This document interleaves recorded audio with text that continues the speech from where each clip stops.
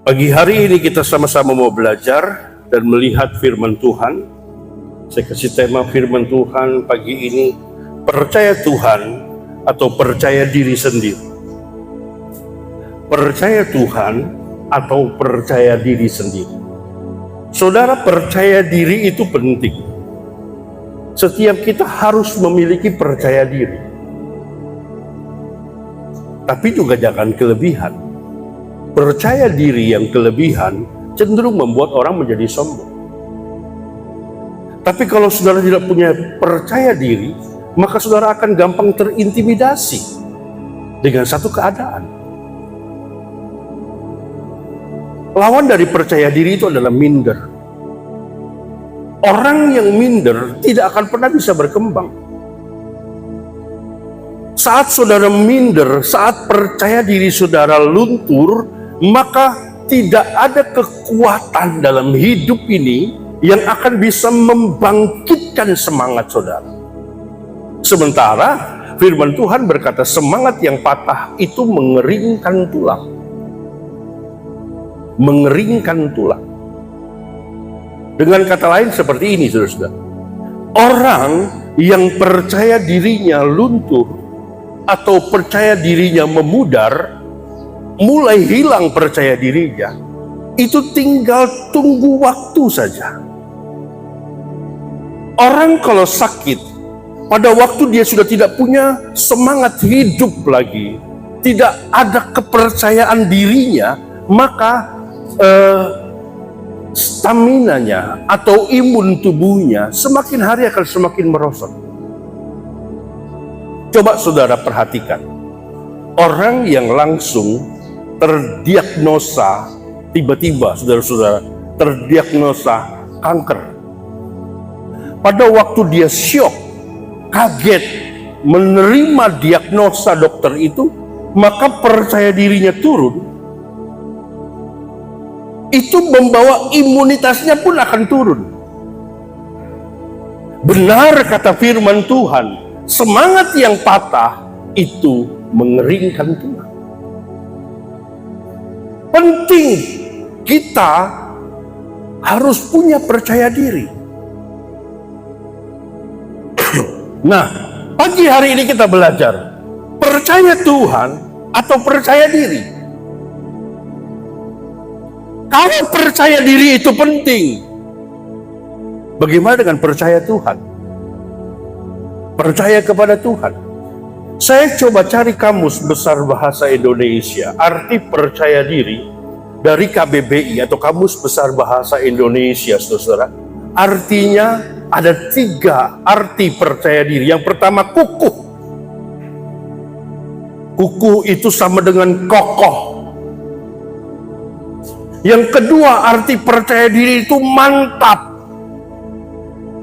Dan yang ketiga, arti percaya diri itu tetap hati.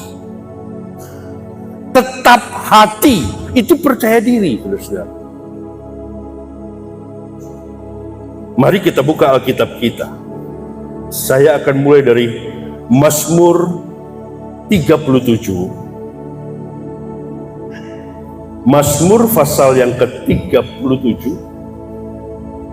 Saya akan membaca ayat yang ketiga sampai dengan yang ke-9. Sudah lama kita nggak baca bergantian, saudara-saudara ya. Jadi sekarang kita bacanya bergantian. Saya yang ganjil, saudara-saudara jemaat Tuhan yang duduk baca yang genap. Sama-sama kita memperhatikan. Nanti di ayat yang ke-9 kita baca bersama-sama. Mazmur 37 ayat yang ketiga. Percayalah kepada Tuhan dan lakukanlah yang baik. Diamlah di negeri dan berlakulah setia. 4.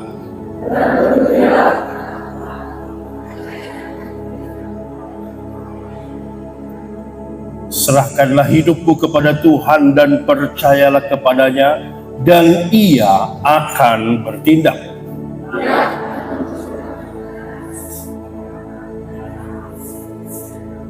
Berdiam dirilah di hadapan Tuhan dan nantikanlah Dia. Jangan marah karena orang yang berhasil dalam hidupnya, karena apa yang Karena orang yang melakukan tipu daya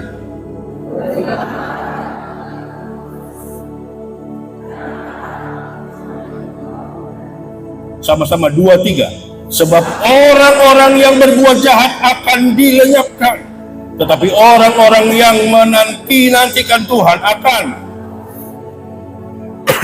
Saudara-saudara, perhatikan apa yang dikatakan oleh pemazmur di sini. Percayalah kepada Tuhan. Tadi saya sudah katakan, percaya diri itu penting. Setiap kita harus punya percaya diri. Tetapi ingat baik, jangan over. Sekarang kita bandingkan dengan percaya Tuhan, percaya kepada Tuhan. Ternyata di atas dari percaya diri itu ada yang namanya percaya Tuhan. Ini lebih penting daripada hanya sekedar percaya diri, saudara-saudara. Percaya kepada Tuhan. Nah, pemazmur berkata, percaya kepada Tuhan dengan segenap hati. Lakukanlah yang baik, diam di negeri dan berlakulah setia. Kalau ada orang yang membuli kita, kalau ada orang-orang yang kata-katain kita, kalau ada orang yang bilang kita bodoh, maaf, saya pakai bahasa ini, kalau ada orang yang bilang saudara goblok, kalau saudara mendengar firman Tuhan, kita harus punya percaya diri dan kita harus membalas. Percaya diri bukan berarti membalas. Percaya diri artinya kita tetap stay tenang, karena kita punya keyakinan ada Tuhan beserta dengan kita. Itu percaya diri yang benar. Banyak orang salah mengartikan arti percaya diri.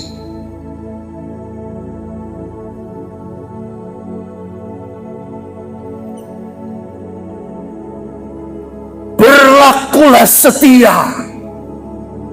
Garis bawahi kalimat ini. Diam dan berlakulah setia. Bahkan Allah menunjukkan apa yang harus kita buat. Apa itu? Bergembiralah karena Tuhan.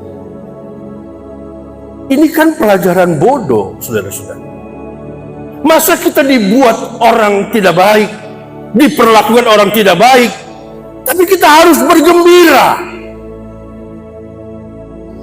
Saudara-saudara, kita bergirang, kita bergembira, itu bukan karena perlakuan orang.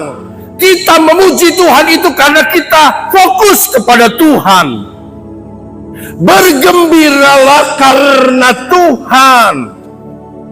Orang yang fokusnya benar, orang yang melakukan pujian dengan benar, orang yang menaikkan worship dengan benar, penyembahannya kepada Tuhan dengan benar, maka saudara perhatikan baik-baik, Tuhan akan memberikan kepadamu apa yang diinginkan hatimu.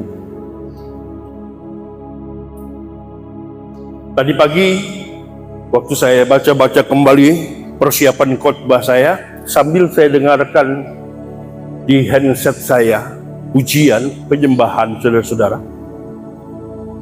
Ada pendeta Timotius Arifin dalam worship itu, tiba-tiba diberi kesempatan pendeta Insinyur Arifin, dia langsung ngomong begini. Saya mungkin saudara-saudara dengar, ini ada dalam satu album rohani, katakan bahwa saya didiagnosa dokter 2 pembuluh darah saya ke jantung itu tersumbat dan tidak bisa diapa-apakan, harus dioperasi. Saya tahu kalau Tuhan izinkan ini, Tuhan mengasihi saya. Saya pulang dari diagnosa dokter, saya menaikkan pujian, saya menyembah Tuhan. Yang heran, saudara-saudara, saya mendengar kalimat demi kalimat pendeta Timotius Arifin berkata begini, saya beberapa kali didiagnosa dokter, ada kelenjar getah bening, kanker, dan Tuhan luputkan saya. Saya pernah didiagnosa dokter, ada empedu yang mulai rusak, Tuhan luputkan. Pada waktu saya dengar, loh, berarti ini orang sudah berkali-kali, saudara-saudara, keluar dari maut. Tapi yang menarik adalah dia berkata begini, semua selesai, semua sembuh, cuma satu, saya hanya menyembah Tuhan. Saya membaca persiapan khotbah saya pada waktu saya baca ini, bergembiralah karena Tuhan, maka Ia akan memberikan kepadamu apa yang diinginkan hatimu. Banyak kali pujian kita yang kita naikkan kepada Tuhan itu hanya sekedar lip sync. Saudara pernah lihat orang lip sync, nyanyi, cuma sekedar buka-buka mulut begini, tapi yang nyanyi rekamannya, itu lip sync namanya. Oh, saya enggak lip sync Pak Pendeta, saya keluar suara. Betul, tapi di hadapan Tuhan itu seperti lip sync. Kenapa saudara? Karena yang engkau keluarkan dengan yang di sini beda, yang di hatimu beda. Makanya ada ayat firman Tuhan berkata begini, bangsa ini memuliakan aku dengan bibirnya, tapi hatinya jauh daripadaku. Dan saudara, teruskan kalimat itu. Apa firman Tuhan selanjutnya? Sia-sialah mereka beribadah. Jangan sampai saudara duduk di tempat ini 2 jam, kalaupun lama 3 jam, tapi Tuhan katakan sia-sia engkau duduk di sini.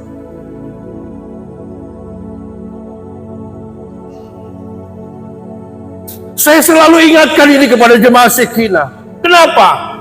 Supaya kita fokus kepada Tuhan.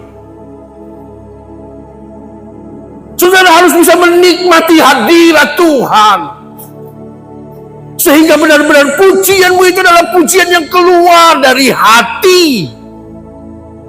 Dan benar-benar ini pengakuan kita bahwa Tuhan itu besar, Tuhan itu dahsyat, Tuhan itu luar biasa. Dan benar-benar itu kita naikkan dari semua ketulusan hati kita. Dan cilakanya saudara-saudara, seringkali kita bisa berkata, saya percaya kepada Tuhan dengan mulut ini. Tapi banyak kali apa yang kita kerjakan dan kita buat kebalikan dari apa yang kita katakan. Mulut bicara percaya kepada Tuhan, tapi perbuatanmu menunjukkan bahwa engkau tidak percaya kepada Tuhan. Hati-hati jemaat Tuhan. Kalau masih ada orang yang sering datang kepada orang pintar, kalau masih ada orang, maafkan saya, gue datang pergi cari-cari pinjaman, saudara artinya belum percaya kepada Tuhan dengan segenap hati.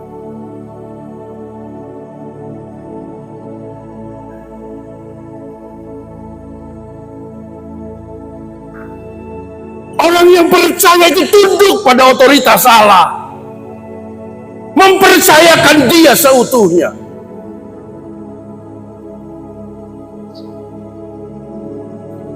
Mari kita lihat orang-orang yang salah melangkah. Hati-hati, percaya Tuhan dengan percaya diri itu seringkali ada sebuah perbedaan. Ada perkataan ora et labora, bekerja dan berdoa.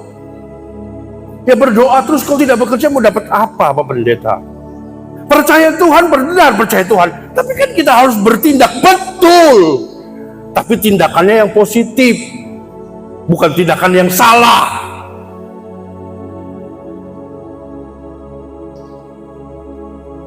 Banyak contoh-contoh dalam Alkitab yang salah.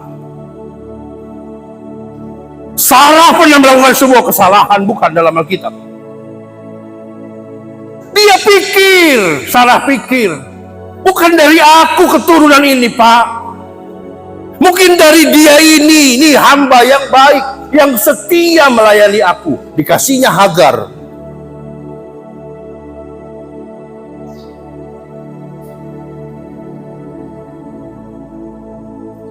Jangan salah mengambil sebuah keputusan karena percaya diri yang terlalu tinggi. Kita lupa dengan percaya kepada Tuhan. Percaya kepada Tuhan, percaya kepada firman tanpa alasan apapun. Seringkali firman kan gak masuk akal, saudara-saudara. Disitulah percaya kita kepada Tuhan diuji. Masihkah engkau percaya Tuhan? Atau engkau percaya kepada dirimu sendiri? Contoh yang pertama yang akan saya angkat, selain daripada Sarah tadi yang saya sampaikan, ada dalam Alkitab seorang bapak yang bernama Elimelek. Sudah tahu Elimelek? Elimelek itu suaminya siapa? Elimelek itu suaminya siapa?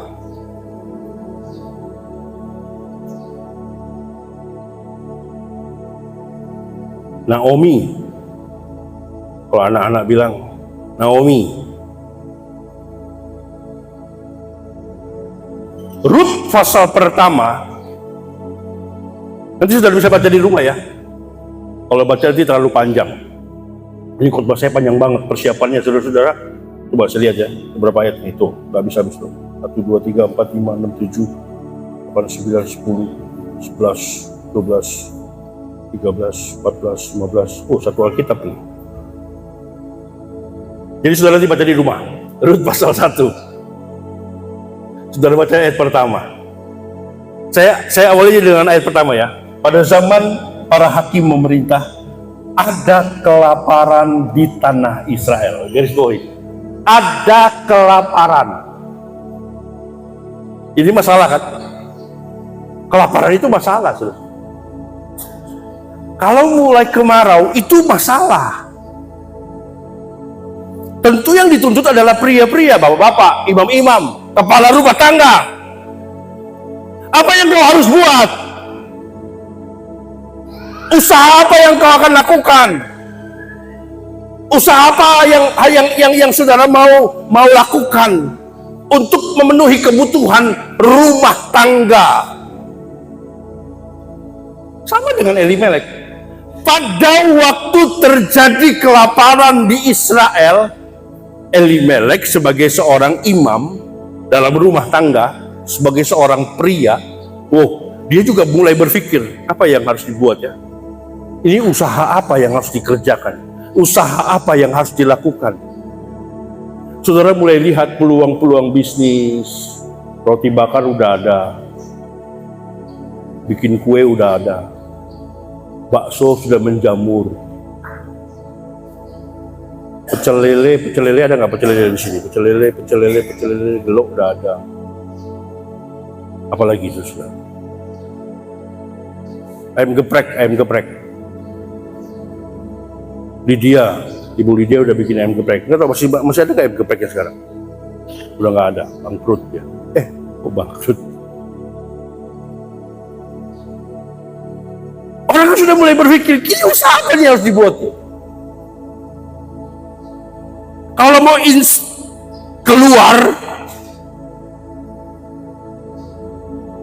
tujuannya kemana? Tempatnya di mana? Mulai lihat prospek.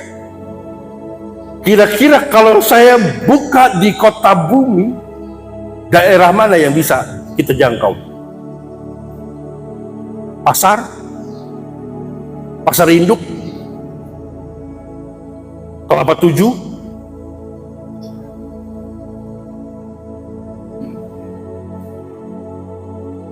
apakah kalau berpikir seperti itu salah, saudara-saudara? Tidak.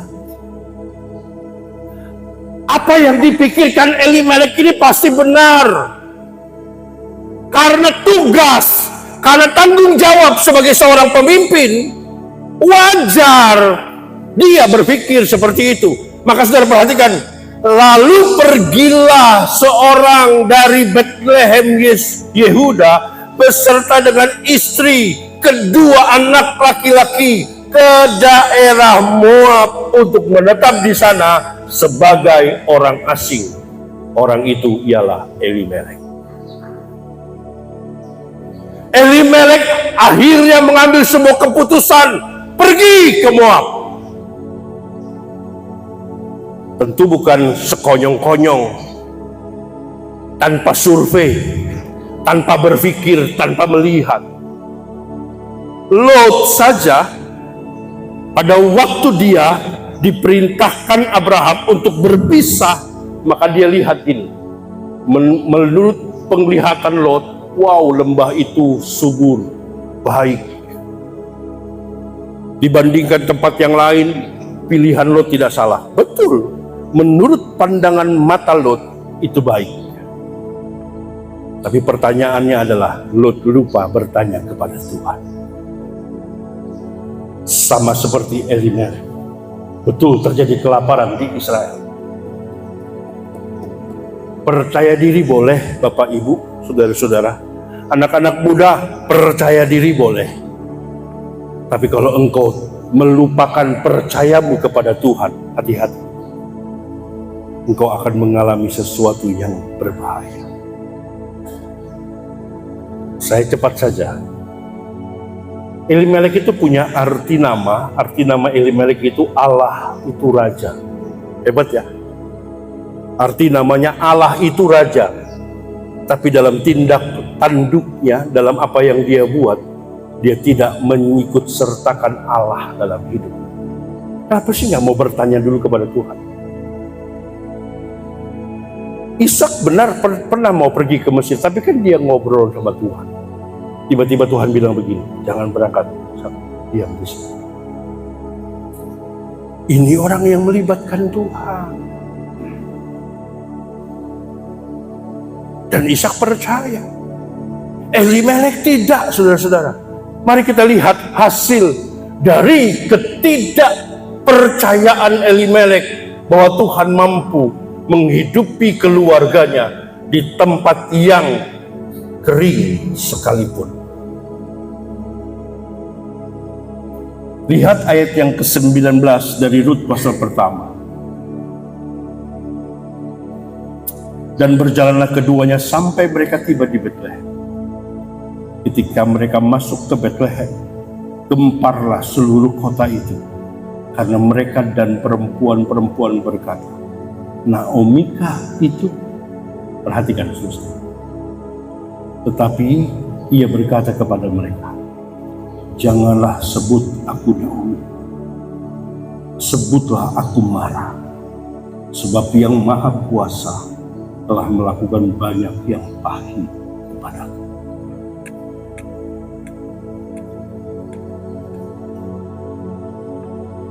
Orang yang sudah salah melangkah masih nyalahin Tuhan. Padahal dia yang salah. Padahal dia yang gak pernah libatkan Tuhan. Jangan sampai saudara sudah salah melangkah, saudara mulai berkata begini, Tuhan tidak adil, Tuhan pilih kasih, masa dia ditolong saya tidak. Mulai buat sebuah perbanding-banding. Nanti di rumah mulai nyanyi, ojo dibanding-banding ke. Gusti Yesus kok dibanding-banding ke. Sampai lagunya itu jadi dirohanikan, saudara. Nggak ada lagu lain aja.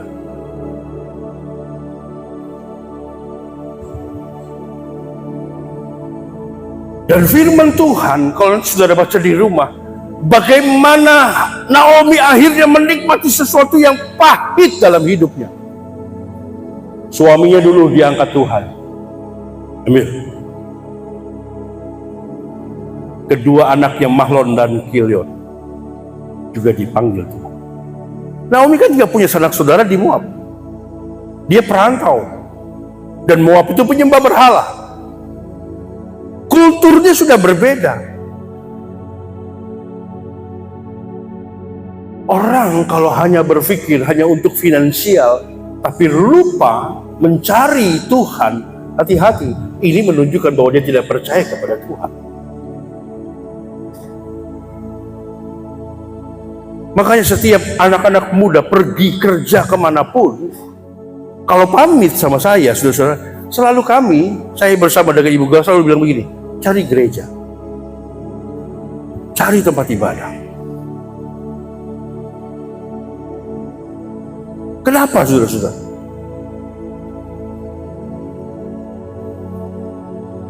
Di atas dari percaya diri itu harus ada percaya Tuhan, lebih daripada sekedar percaya diri.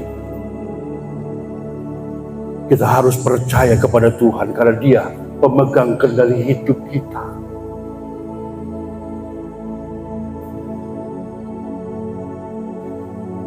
Contoh yang kedua, sebelum saya ambil contoh orang yang begitu percaya kepada Tuhan dengan segenap hati, walaupun kadang-kadang firman itu tidak sesuai dengan apa yang dia pikirkan.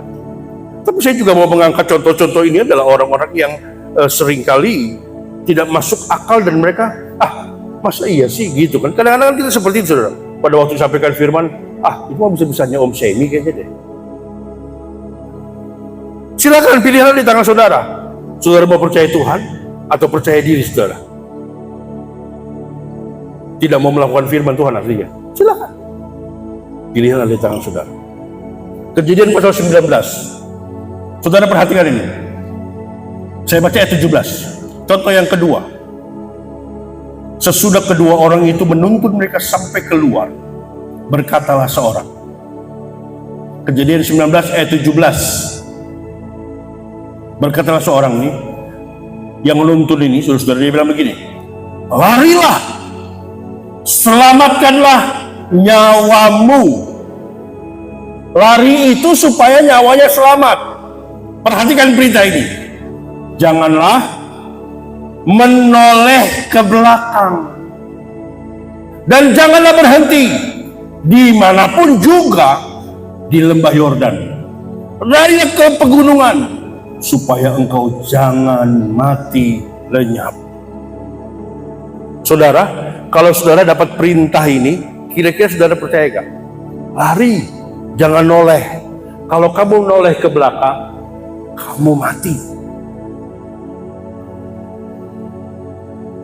Apa sih hubungannya lari dengan noleh?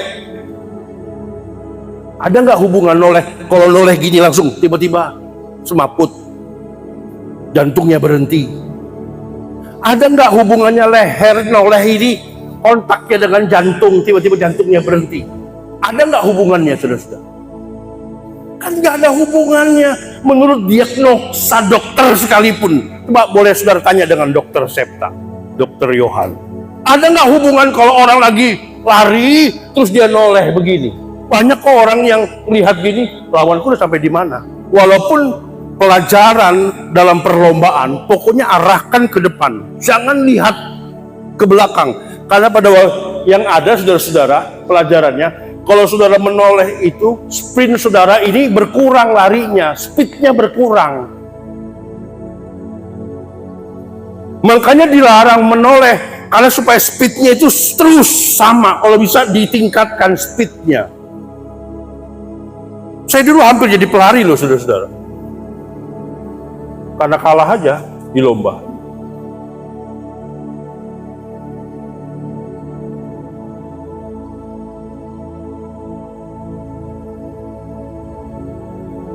Dulu saya mewakili SD2 Wonomarto. SD2 Wonomarto.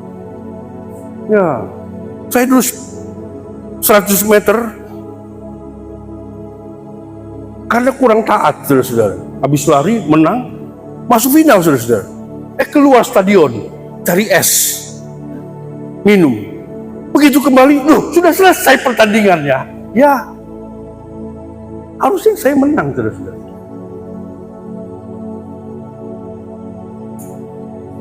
Zaman saya itu saya lari 100 meter 13 detik. Saya ingat itu pemenang Olimpiade aja 11. Yang orang Amerika itu 9, berapa detik? 11. Saya sudah 13 loh, masih pemula kan belum dilatih, saudara-saudara. 13 itu termasuk cepat loh untuk seorang pemula.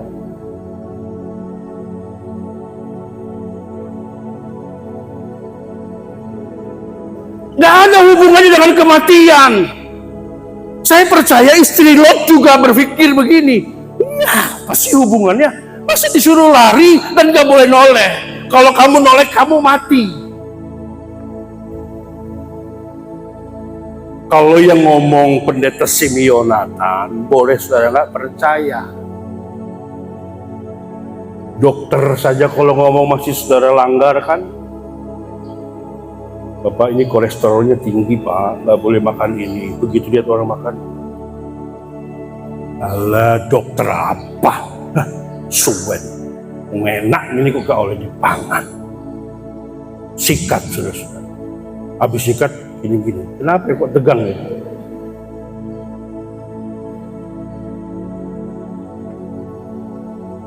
Kita kan suka begitu saudara. Ini yang ngomong ini sudah perhatikan di sini katakan berkatalah seorang di sini siapa? Ini malaikat yang tuntun dan bawa mereka keluar dari Sodom karena Sodom mau dihancurkan oleh Tuhan. Ini malaikat itu bahasa Inggrisnya di cengkeweng gitu. Lalu di cengkeweng. Nah setelah mereka sampai di tempat yang aman, perintah dibuat lari ke pegunungan, jangan oleh ke belakang.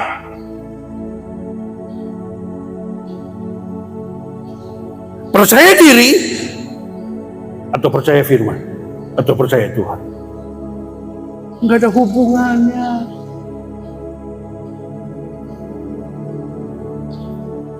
Buktinya saya nggak bayar perpuluhan, saya sehat-sehat saja, aman, tentram, nggak ada masalah.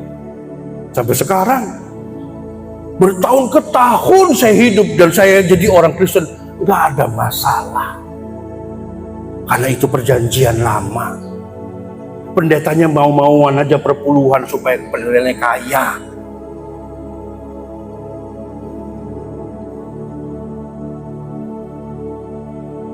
Mau percaya diri atau percaya Tuhan? Pilihan di tangan saudara. Nggak masuk akal. Apa hubungannya menoleh dengan mati? Nggak ada hubungannya. Tapi lihat, Kejadian 19 ayat 26. Tetapi istri Lot sudah diperingatkan oleh malaikat. Yang ngomong langsung malaikat, bukan pendeta. Tapi istri Lot yang berjalan mengikuti Lot dan anak-anaknya itu sama-sama menoleh ke belakang, lalu menjadi tiang garam, mati. Hari ini saudara berkata, saya nggak mati, betul, tapi rohanimu mati. Maaf, saya tidak mau jadi hakim buat saudara.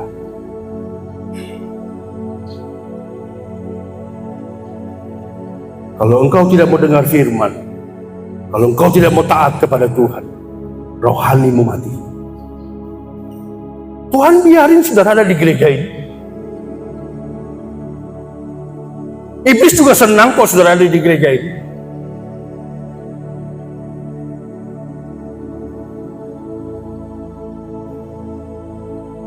Tapi doa saya, milikilah percaya kepada Tuhan lebih daripada standar saudara percaya diri. Banyak orang hebat dengan percaya diri. Tadi saya sudah katakan di awal, penting orang memiliki percaya diri, penting. Tapi kalau percaya diri itu di atas dari percaya kita kepada Tuhan, hati-hati. Saudara akan mengalami sesuatu yang bermasalah. Sekarang kita mau lihat contoh orang yang percaya Tuhan dan lihat akibat dari kepercayaannya. Sesuatu yang dahsyat Tuhan akan nyatakan. Sesuatu yang dahsyat juga Tuhan nyatakan bagi orang yang tidak percaya kepadanya. Ya, Naomi harus kehilangan suami, harus kehilangan 2 anaknya. Akibat dari tidak percaya kepada Tuhan. Istri Lot harus jadi tiang garam mati, jadi tugu peringatan karena tidak percaya perkataan Tuhan. Harusnya kalau ada tugu peringatan, kita juga sama-sama melihat, saudara-saudara, terus sama-sama belajar. Lihat contoh yang pertama. Saya mulai dari bapak orang beriman, Abraham. Kejadian pasal 22. ayat 2 dan 3. Perhatikan firman-Nya. Kejadian 22 ayat yang kedua. Mulai. Perhatikan. Ambillah anakmu yang tunggal itu, yang engkau kasihi, yakni Ishak. Pergilah ke tanah Moria, perhatikan kalimat ini, dan persembahkan dia. Persembahkannya tidak seperti Hana. Hana bawa Samuel ke rumah Eli, Imam Eli, mempersembahkan Samuel, tapi sebagai hamba Tuhan. Tapi saudara perhatikan ini, apa yang Tuhan katakan kepada Abraham, bawa anakmu itu pergi ke tanah Moria dan persembahkan dia, jelas di sini, sebagai korban bakaran. Perintahnya jelas, sebagai korban bakaran. Perhatikan ayat selanjutnya. Keesokan harinya, pagi-pagi, bangunlah Abraham. Saya percaya semalaman Abraham gak bisa tidur. Ini anak tunggal loh, yang Tuhan bilang anak perjanjian, dan perintahnya jelas kepada Abraham, audible, didengar oleh Abraham. Dulu kan Tuhan bisa langsung hadir, tampak. Abraham, persembahkan anakmu yang tunggal, jelas ya, yang tunggal, yang satu-satunya itu yang dimiliki oleh Abraham. Persembahkan itu sebagai korban bakaran, jelas, nggak ada miss yang didengar oleh Abraham, nggak ada salah, jelas. Detail sekali perintahnya, jelas sekali. Pertanyaannya, apakah Abraham mau tunduk? Percaya Tuhan, atau dia percaya kepada dirinya sendiri? Tuhan, kan Ishak kamu yang kasih, engkau yang janji kau akan kasih keturunanku seperti bintang di langit. Masa sekarang mau diambil lagi? Bisa kan Abraham ngomong seperti itu? Tapi perhatikan, pada keesokan harinya pagi-pagi, bangunlah Abraham, ia memasang pelanak keledainya dan memanggil 2 orang bujang beserta dengan Ishak anaknya itu. Ia membelah juga kayu untuk korban bakar itu. Lalu berangkat. Dengan kata lain begini, Abraham lebih mendengar perkataan Tuhan. Abraham lebih percaya kepada Tuhan daripada percaya kepada dirinya sendiri. Bapak Ibu Saudara sekalian, perhatikan akibat atau hasil dari percayanya Abraham ini. Lihat di pasal yang ke-22, ayat yang ke-12. Ayat yang ke-12, perhatikan. Pasal 22 ayat 12. Nanti saya akan lompat ayat 16 ya, perhatikan. Janganlah bunuh anak itu, dan jangan kau apa-apakan dia. Sebab telah ku ketahui sekarang bahwa engkau takut akan Allah. Takut akan Allah. Tunduk pada Allah. Percaya kepada Allah, dan engkau tidak segan-segan untuk menyerahkan anakmu yang tunggal kepadaku. Lalu Abraham menoleh dan melihat seekor domba jantan di belakangnya, yang tanduknya tersangkut dalam belukar. Abraham mengambil domba itu, lalu mengorbankannya sebagai korban bakaran pengganti anaknya. Allah sediakan korban. Kan Allah hanya menguji. Saat Abraham tetap percaya, Allah ganti. Dan hebatnya Tuhan, saudara, kita sering nyanyi lagu ini kan, kau lebih tahu yang terbaik bagiku. Lagu-lagu yang baru minggu-minggu kemarin kita nyanyikan gitu. Selalu Tuhan menjawab doa. Apa refnya itu? Yang terbaik di waktu yang tepat. Engkau mendengar, Tuhan mendengar lebih dari yang kudoakan. Tuhan itu mendengar dan dia menjawab lebih dari yang kita doakan. Nih perhatikan, lihat di ayat yang ke-16. Perhatikan ayat yang ke-16 terus, perhatikan. Kata Tuhan, kata Allah, aku bersumpah demi diriku sendiri. Tuhan mengajarkan tidak boleh bersumpah. Ini yang ngomong Tuhan, bukan kita, bukan manusia. Tuhan katakan, aku bersumpah demi diriku sendiri. Demikianlah firman Tuhan. Karena engkau telah berbuat demikian. Berbuat apa? Lebih tunduk kepada Allah, lebih percaya kepada Allah daripada percaya kepada dirinya sendiri. Ya, karena engkau telah berbuat demikian dan engkau tidak segan-segan untuk menyerahkan anakmu yang tunggal kepadaku. Perhatikan ayat 17. Ini upah daripada orang yang percaya kepada Tuhan. Maka aku akan memberkati engkau apa? Berlimpah-limpah. Amin. Amin. Kalau dengar berkat berlimpah-limpah, mas saudara-saudara, semua orang mau. Tunduknya yang susah. Kalau terima berkat mau, berkorban mau, langsung sapinya keluar, mau. Maka aku akan memberkati kau berlimpah-limpah dan membuat keturunanmu sangat banyak seperti bintang di langit dan seperti pasir di tepi laut. Dan keturunanmu itu akan menduduki kota-kota musuhnya. Haleluya, haleluya. Saudara, kalau mau terima berkat, semua orang aminnya besar. Tapi permasalahannya berkat itu nggak bisa diterima tanpa kita melakukan bagian kita. Firman Tuhan minggu kemarin jelaskan berkata, saat saudara ada di zona nyaman, ini akan membunuh iman saudara. Ya, Daud itu jatuh bukan pada waktu dia perang. Daud itu jatuh dalam dosa pada waktu santai. Diam-diam, minum kopi sore-sore, telingak-telinguk, lihat ke bawah. Padahal Alkitab menuliskan waktu itu adalah musim perang.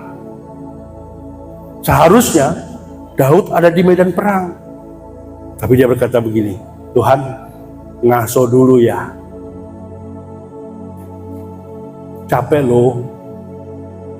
Sudah begini, sudah begitu.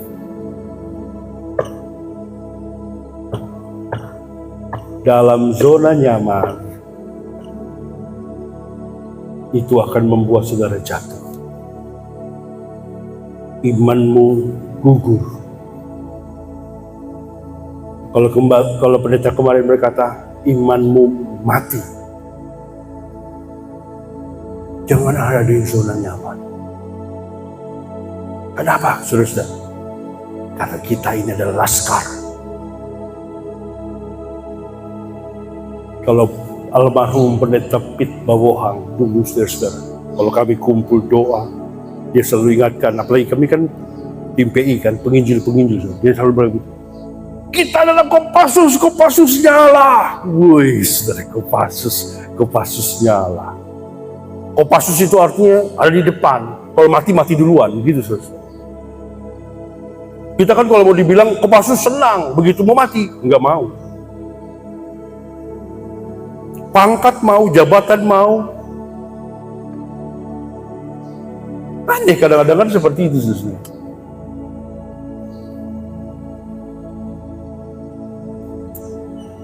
Abraham menikmati hasil yang baik karena dia dengar-dengaran. Saya sudah 1 jam belum khotbah, saudara-saudara? Belum ya? Masih mau dengar lagi? Masih ada dua contoh lagi nih. Cepat aja, cepat. Oke, yang kedua, yang percaya kepada Tuhan walaupun gak masuk akal, Yosua. Saudara ingat apa yang dibuat oleh Yosua? Yang gak masuk akal tapi dikerjakan? Apa? Ada? Ngalahin atau meruntuhkan tembok Yeriko. Apa yang dibuat? Mengelilingi orang perang. Tuhan bilang begini, Yosua, bangun pagi, siapkan pasukan 7 pembawa trompet di depan, 7 sempurna, 7 itu angka sempurna, 7 orang di depan, baru bangsa Israel di belakang. Jalan kelilingi kota Yeriko. Tapi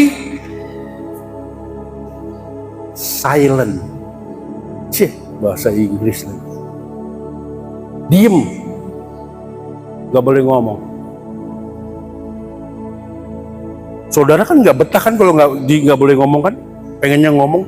Orang saya lihat di sini dengar khotbah aja ada yang ngomong kiri kanan. Mana saudara betah suruh diem? Ini suruh melilingin tembok, menang. Ini perang model apa ini? Ada pernah saudara ketemu perang kayak begini? Makanya orang Yeriko lihat begini, loh gendeng Yosua. Baru jadi pemimpin Israel gantiin Musa, gila. Gila dia ini udah gila.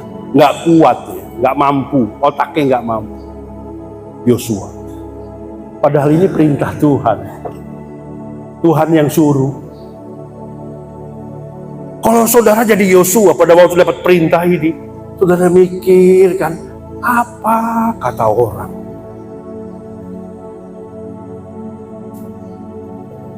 Apa yang mau dibilangin orang? Tapi Yosua tunduk, saudara-saudara. Taat. Dan dia bilang sama bangsa Israel, saya tenang. Ya. Tuh kan saya suruh diam aja masih ada yang ngomong. Kalau sudah bilang dia kan.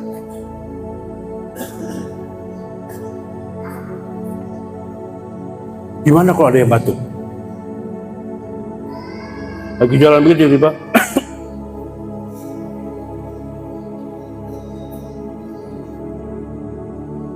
Kan sudah diam.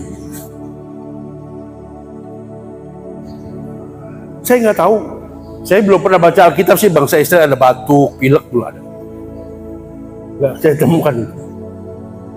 40 tahun jalan di padang gurun, mereka nggak batuk pilek. Ya, 40 tahun. Dan firman Tuhan katakan, kasutnya tidak rusak. Ini sepatu saya berapa tahun ya?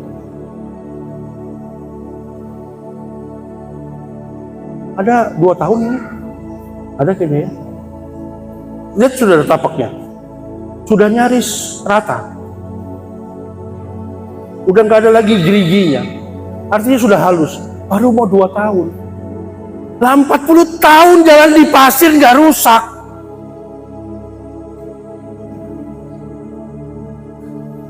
Saya pakai pantofel ini kan jarang dipakai buat jalan. Saya naik mobil. Turun pelayanan biasa sudah. Jarang saya pakai. Saya pakai motor bletotan gitu, enggak juga. Hancur 2 tahun. Mau rata ini. Tapi Tuhan bisa buat 40 tahun bangsa Israel jalan di padang pasir. Enggak rusak tuh kasutnya. Enggak pergi begini, nanti tukang sol. Enggak ada. Bajunya enggak. Kemarin saya pakai celana pendek baru duduk begini, krek. Waduh. Dan lu yang ketawain karena bobot saya dong. Karena jahitannya sudah pudar, saudara. Bukan karena bobot saya. Saya krek, istri saya ketawa di kamar, saudara. Itu belum 40 tahun. Belum. Mana ada celana pendek saya 40 tahun? Umur saya aja baru 17. Kan tidak sesuai dong, saudara-saudara. Ini kan kedahsyatan Tuhan yang Tuhan buat. Pada waktu Tuhan perintahkan, jangan ngomong, ya Tuhan buat mereka sehat. Artinya kalau saudara mau melakukan bagian saudara, Tuhan juga menyertai saudara, gitu loh. Tapi kan banyak kali kita yang ngerasa, oh nggak bisa Tuhan, nggak kuat Tuhan, nggak cukup Tuhan. Lo nya yang nggak cukup, lo nya maunya makannya babi terus sih. Kalau nggak ada daging nggak mau makan, ngalem banget. Saya aja makan tempe sama tahu. Sarapan tahu bunting. Udah bahagia saya, saudara-saudara, dengan kopi itu. Cukup buat saya sampai siang hari.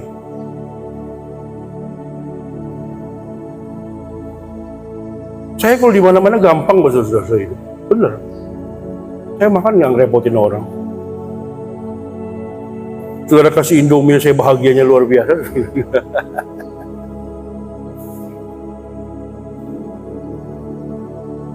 Ada orang yang kalau nggak daging nggak bisa makan. Tuh makanan apa? Dah Tuhan Yesus tolong. Minum harus susu. Padahal itu bukan susu, kental manis. Dulu kan orang bilangnya susu kan, sekarang nggak tahu kan, baru dibohongin saudara. Itu kental manis bukan susu, gula tok isinya itu. Makanya orang Indonesia diabetes. Kasihan ya. Tuhan perintahkan diam. Tunggu waktunya nanti, Tuhan katakan di hari yang ketujuh baru lembur. Karena ngelilinginya tujuh kali. Jadi total bangsa Israel mengelilingi tembok Yeriko berapa kali? Berapa kali bangsa Israel mengelilingi tembok Yeriko? Hah?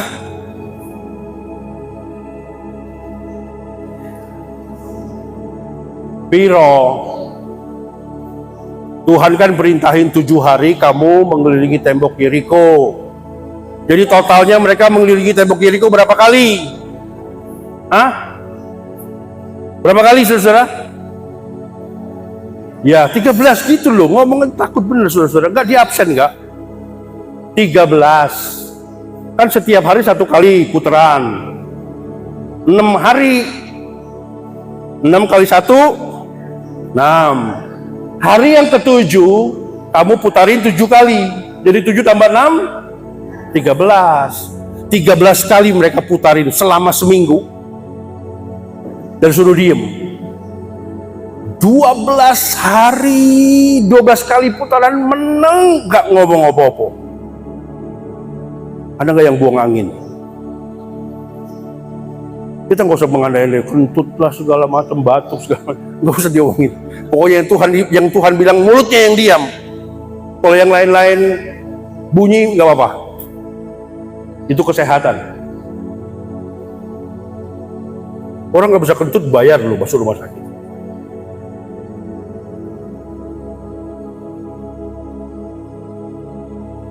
Di kali yang ke-13, saudara baca Alkitab.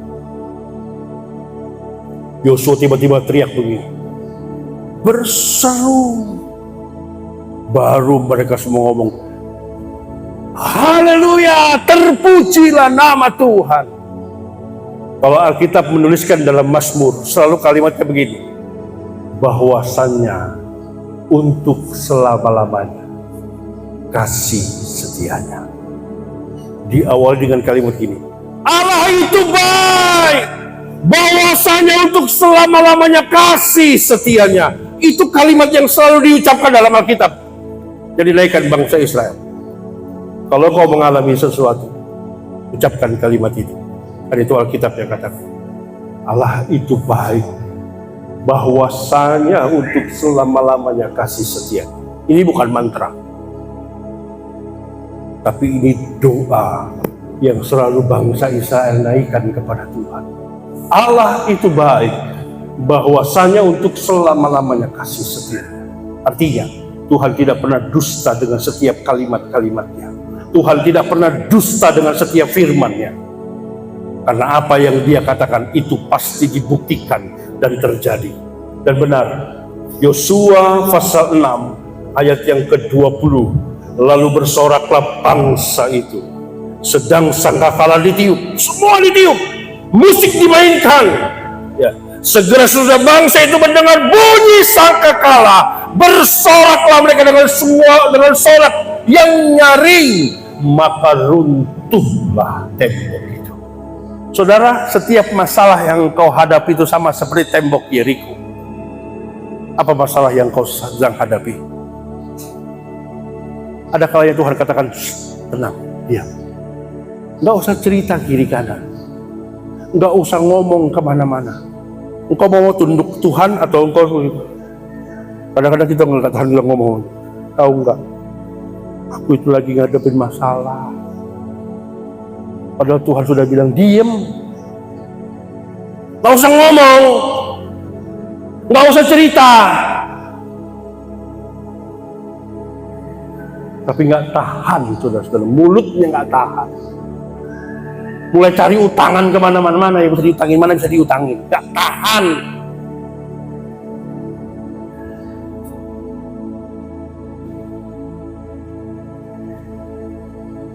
Tuhan bilang diem. Ada satu waktu engkau berlutut dan katakan bahwasanya Allah itu baik, bahwasanya untuk selama-lamanya kasih setia. Pada waktu sorak-sorai itu dinaikkan, lihat firman ini, runtuh tembok itu. Masalahmu beres, masalahmu selesai. Tuhan bisa buat jadi baik. Karena Allah itu adalah Allah yang dahsyat, adalah Allah yang luar biasa. Yang terakhir, yang tidak masuk akal, tapi tetap dikerjakan. Ada seorang yang bernama Simon Petrus. 1 jam lewat 5 menit. Lebih ya. Lukas pasal 5. Saya baca cepat. Ayat yang keempat. Setelah selesai berbicara, Ia berkata kepada Simon, bertolaklah ke tempat yang dalam, tebarkan jalamu untuk menangkap ikan. Simon menjawab, Simon Petrus jawab begini, Guru, telah sepanjang malam kami bekerja keras, bukan malas. Sudah bekerja keras tapi tidak dapat apa-apa. Tapi kami tidak menangkap apa-apa, Simon. Tuhan juga lihat, ini orang bekerja keras nih, tapi nggak cuan, nggak hoki. Ada orang sudah kerja keras tapi nggak dapat hasil apa-apa, kasihan. Tuhan tahu. Nah sekarang Tuhan datang sama orang ini. Lu percaya nggak? Kamu percaya nggak? Sekarang Tuhan bilang begini, bertolak ke tempat yang lebih dalam. Kadang-kadang kan perahunya habis dipakai Tuhan untuk khotbah. Dulu nggak ada mic, Tuhan nggak bisa khotbah. Beribu-ribu orang di situ. Nah Tuhan pakai iklim. Tuhan pakai cuaca. Dia pergi ke perahu, dia agak bertolak ke tengah sedikit, dia mulai khotbah. Nggak pakai mic, tapi bisa didengar orang ribuan orang banyak dari mana? Angin laut ke darat. Suara Yesus didengar. Yesus numpang di perahunya Simon. Ini orang yang lagi sial nih, semalaman nggak dapat apa-apa. Setelah dia selesai melayani, Yesus bilang begini sama Simon, lebih dalam lagi, lebih ke tengah lagi, Simon. Tebarkan dalam. Simon bilang begini, Petrus bilang begini, Guru, ini kan habis dengar khotbah nih, saudara.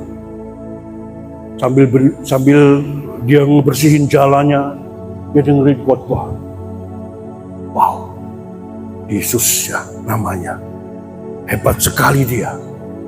Ini Simon belum jadi murid,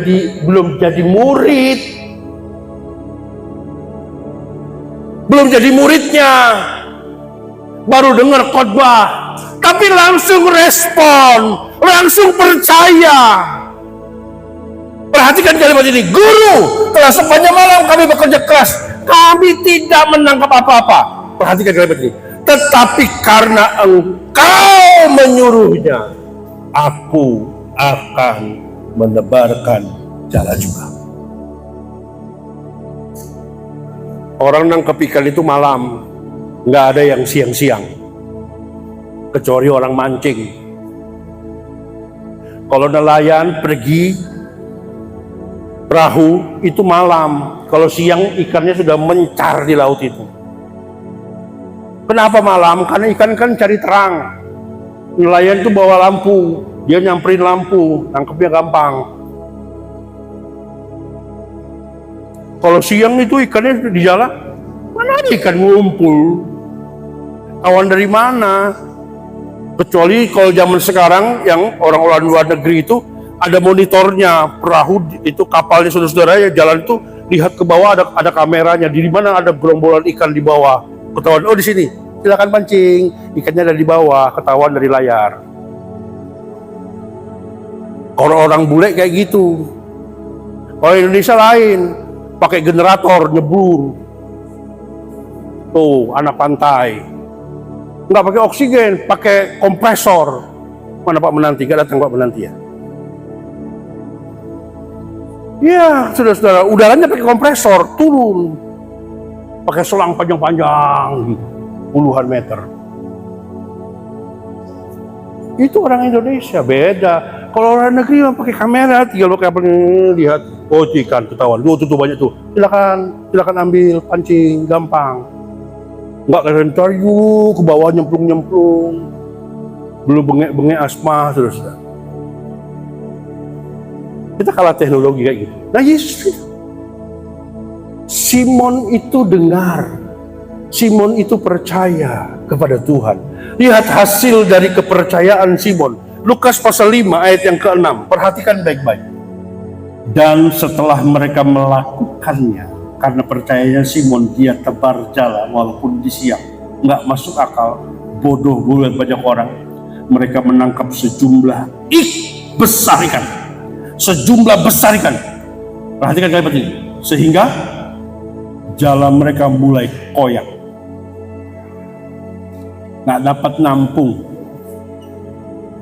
Tuhan kalau suruh, dia bukan cuma suruh, tapi juga dia siapkan berkat dari apa yang dia perintahkan. Nah kalau sudah dapat berkat, ingat kalau dipaksa, diangkat, ditarik, koyak. Kalau koyak, bukannya saudara dapat, saudara bahkan tidak dapat apa-apa. Pinternya Simon lalu mereka memberi isyarat kepada teman-temannya di perahu yang lain supaya mereka datang membantu.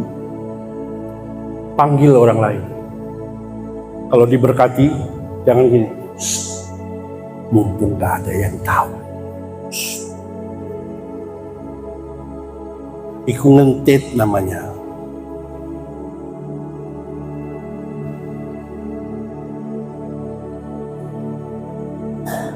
Beri berkati gak mau bagi-bagi. Gak peduli dengan orang lain. Makan sendiri. Aduh bahaya. Terakhir, saya tutup dengan ayat ini. Perhatikan saudara. Amsal 3 ayat yang kelima. Yuk baca sama-sama dengan suara yang keras. Amsal pasal 3 ayat yang kelima. Amsal pasal 3 ayat yang kelima. Amsal pasal 3 ayat yang kelima. Sebelum saya kasih konklusi buat kita semua. Amsal 3 ayat 5. Yuk baca sama-sama 2, 3. Percayalah kepada Tuhan dengan segenap hatimu dan janganlah bersandar kepada pengertianmu sendiri.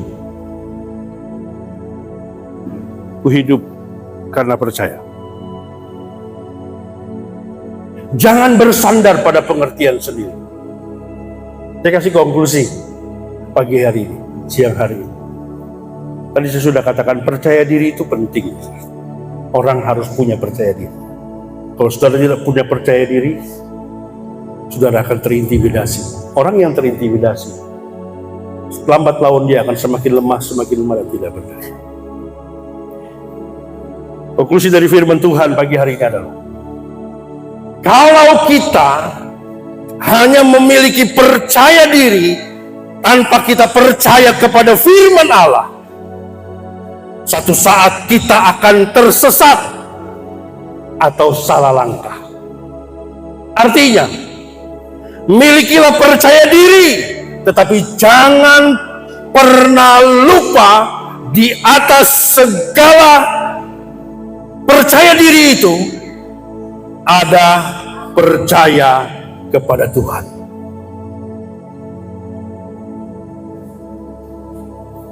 Artinya, libatkan Tuhan